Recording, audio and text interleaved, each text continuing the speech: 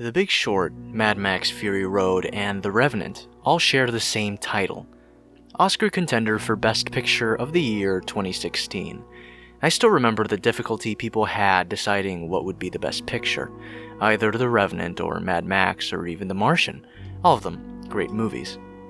Surprisingly to some, the winner was a film that not many news channels predicted, and that film was Spotlight.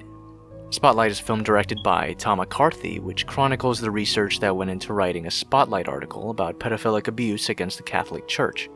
It is a true story, and in a market oversaturated by movies inspired by true events, Spotlight was able to cohesively bring forth a grounded, sensitive film on one of the toughest subjects imaginable. But one of the techniques that Spotlight best uses, and what we're going to talk about, is dramatic irony.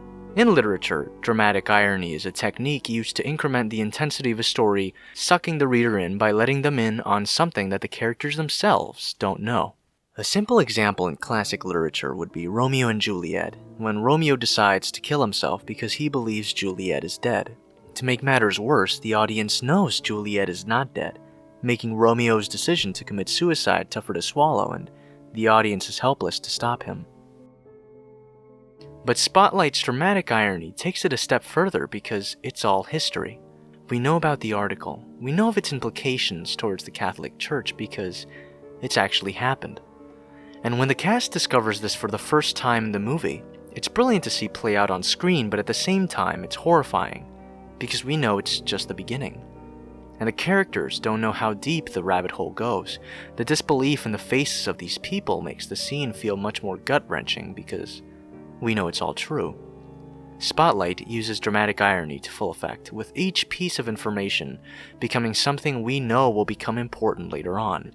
When we reach this shot of papers being printed, we fully acknowledge its impact, because we know the text it contains. The film makes us care about the journey, and not the destination. The movie doesn't squander its time on celebrating for each milestone. It's about how the characters resolve the situation. Characterization is something director Tom McCarthy does really well.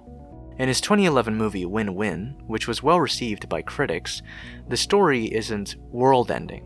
It's a small drama about the relationship between parent and child, and his films have a feeling of realism and authenticity to the characters that make them feel genuine. We got law. This is it. No, this is law covering for one priest. There's another 90 out there.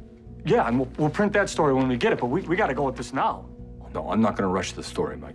Their goals and beliefs are believable, and in Spotlight, the constant active pursuit for the truth makes the characters much better protagonists because they're fully engaged in the plot. It makes them feel charismatic and almost heroic, which is what the real people these actors are portraying are.